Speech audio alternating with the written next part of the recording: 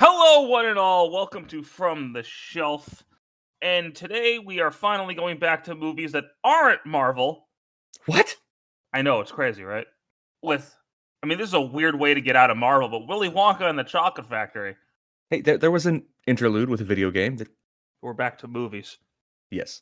We're not talking about Tim Burton's Charlie and the Chocolate Factory? Oh, damn it. I watched the wrong one. I'll be so honest real quick. I'm not a big fan of that movie. A lot of people aren't. It's different. I find it entertaining, but it's just... I find it funny that the movie called Charlie and Chocolate Factory, the main character is Willy Wonka, and the movie called Willy Wonka and the Chocolate Factory, the main character is Charlie. I find that funny. That is a thing. But so Willy Wonka and the Chocolate Factory is a film adaptation of the book Charlie and the Chocolate Factory. I don't know how accurate it is. It seems pretty accurate for the most part, from what I remember from the book, because I actually did read the book when I was a kid. I'm trying to remember. Didn't the writer Roald Dahl, did he not? I think he did write the screenplay for the movie. I thought he didn't like the way it came out or something, though. I don't remember. Yeah, I can't remember at this point. This is an old movie. Yeah, no, this is one of the oldest movies From the Shelf has ever done. But this movie focuses up on a young poor boy. And I'm not saying to be mean, that's real. Yeah, it's a big part of the plot. Charlie Bucket, is that his name? Yes. Who lives with his mother, both sets of grandparents, because his father passed away who knows when. Yep. And the world is taken by storm by a man named Willy Wonka and his chocolates. Willy Wonka is inviting 5 guests into his chocolate factory for reasons we'll get to later. And all over the world, he has 5 golden tickets all over the world. 4 of them are found in America, but whatever. 2. 3 are in America. I think the other 2 are somewhere in Europe. Does it actually say the locations? I wasn't. Well, because Augustus is German. Yeah, I know, but there's this weird and Baruka is British. There's this weird, kind of hard to tell where in the world you are, sort of things, except for the accent. I think Mike TV was from Arizona. It's like Mike's definitely super American. The other girl, Violet, I think they're from Boston, based on her father, who was a fast-talking car salesman. Mm-hmm. And Charlie was the same town the chocolate factory's in. Yeah, so it's kind of hard to avoid this. The golden tickets are 100% rigged. Oh, 100%. Like, it doesn't go into it, but I'm sorry. Especially with Veruca and Charlie, Slugworth is there immediately. Yes.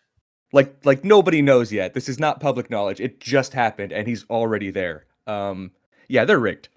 Yes, absolutely. Yeah, Slugworth, he's there immediately the second these kids get their golden tickets. Sorry, not Slugworth.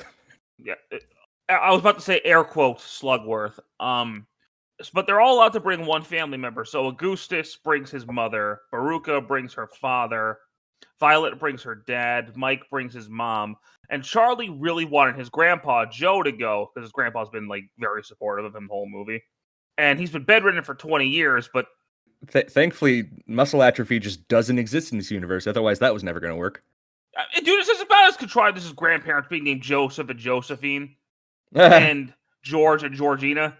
And there was also Henry and Henrietta for... I don't know if that was Veruca's mom or not. So all the kids have personality quirks. Augustus is a big fat slob. He just is. I mean, he is. Mike is obsessed with television, unhealthily obsessed with television, to the point that his last name's literally TV. Violet chews gum. That's her whole personality. That is literally her entire personality. And Baruka is every dad's fucking nightmare. Yeah. Oh my god, this brat. And Charlie's just an innocent, sweet kid. But it's to the point where, his whole town is, obsessed with these Wonka bars, including his teacher, which is just crazy. Yeah, the other thing is, I'm sorry, everybody in this world is just terrible. Except for Charlie. Well, the Bucket family is obviously the exception, but everybody else just sucks. Willy Wonka isn't really, but we'll get to him later. actually right now. So they get the chocolate factory. Really? Are you sure? Because they don't get there until literally halfway through the movie. It takes a minute to get there, which is crazy. Yeah, that blew my. I was like, wow, it's halfway through the movie. But it's crazy because he's the character everybody remembers from this movie.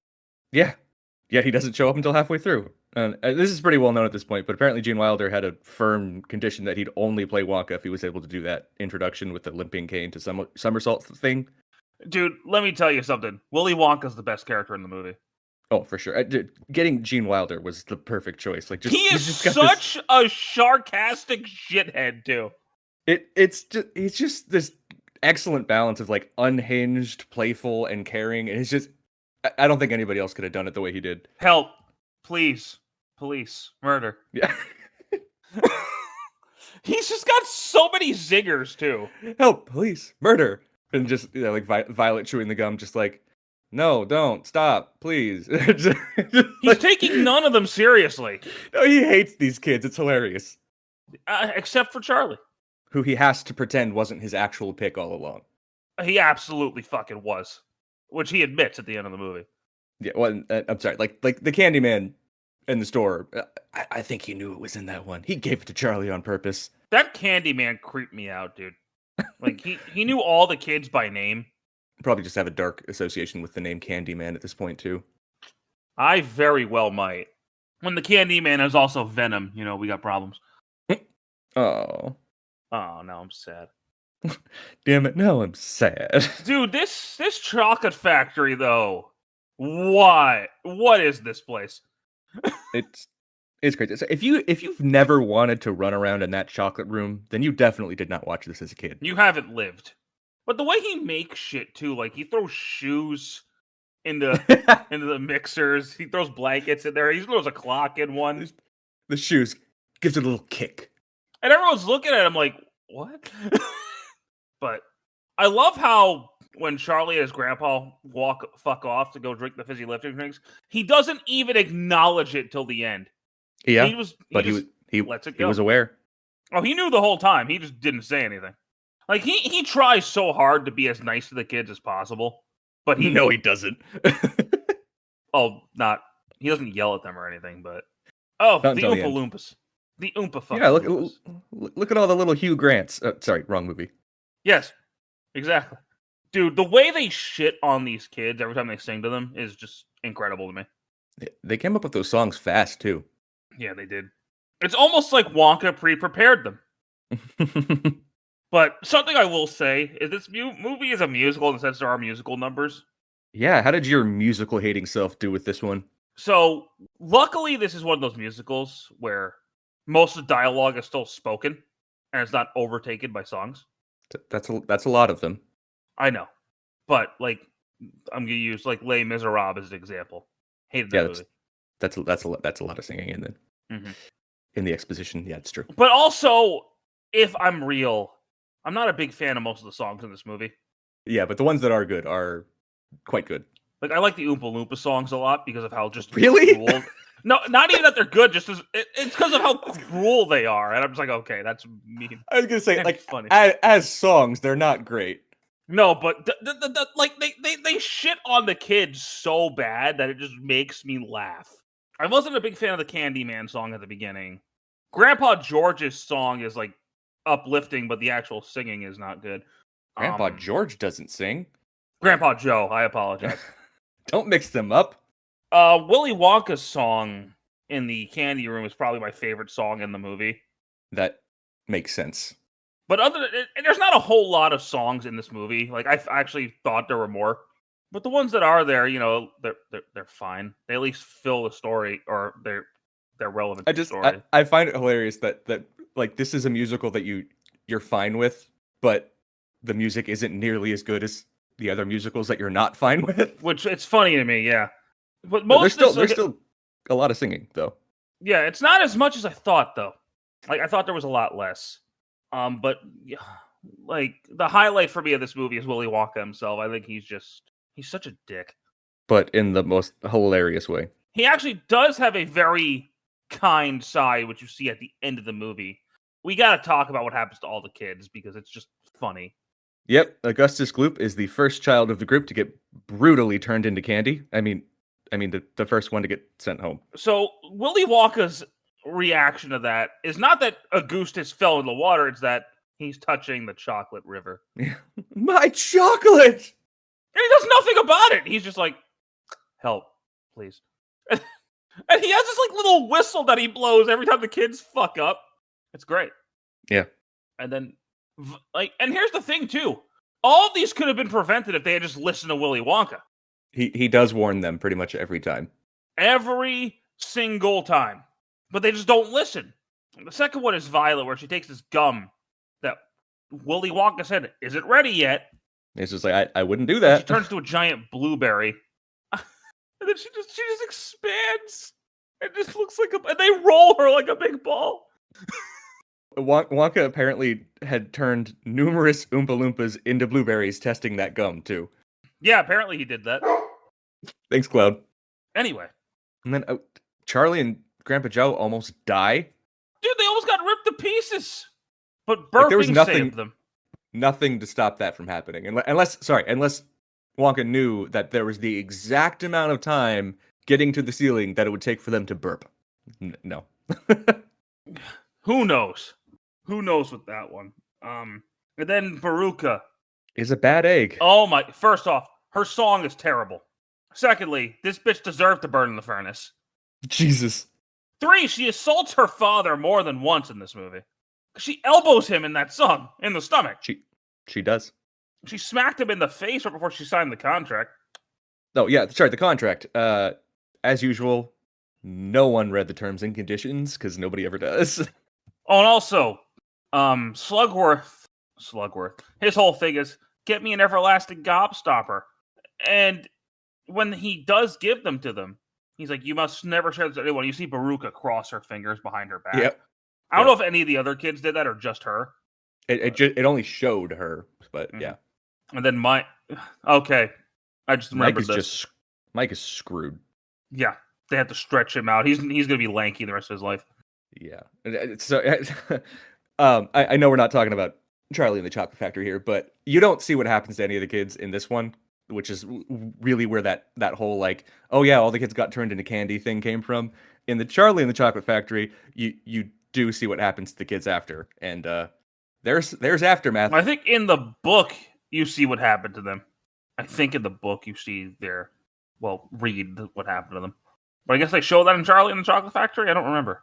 Yeah, they do. Like Violet's all stretchy and still blue, I think, and then Mike is just completely thinned out, and he's just like he's extra tall for some reason. That's funny. Veruca and her dad are just covered in trash. I guess they didn't bother to get that off, and Augustus is covered in chocolate. Like no aftermath for the two of them, really. Bro, the boat scene though.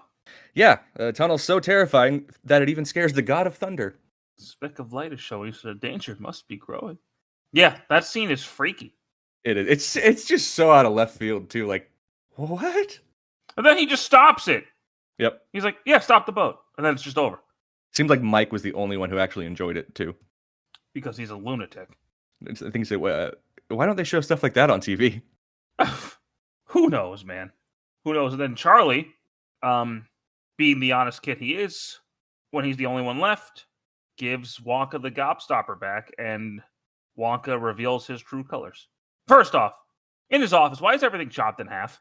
Because it's hilarious, and he's, I don't know, maybe he feels incomplete because he has not yet found the child to take his place. But now he has. All right, speaking of which, the fact that he was specifically looking for a child makes it so much more hilarious that most of the people looking for the golden tickets were adults. Yeah. Because, like, he wouldn't have let them win. No, he almost didn't let Charlie win.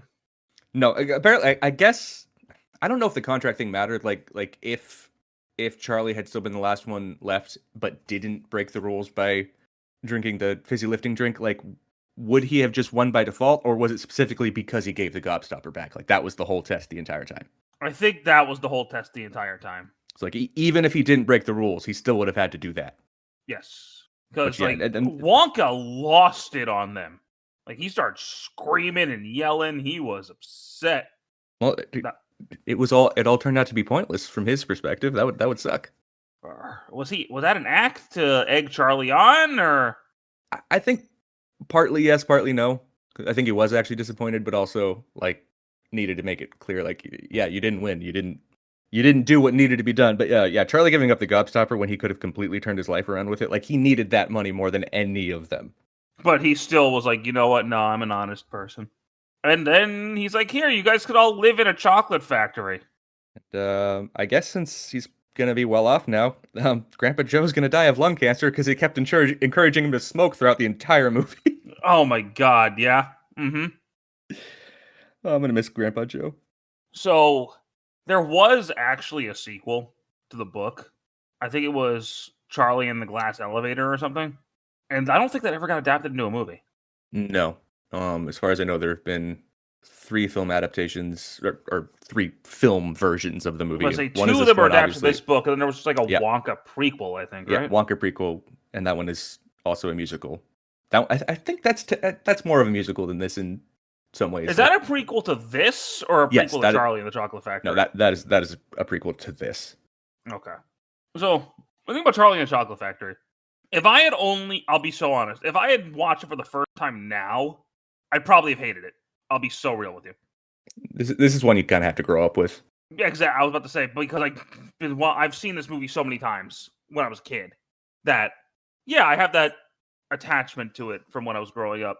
Also, I think this is the only movie the actor who played Charlie was ever in.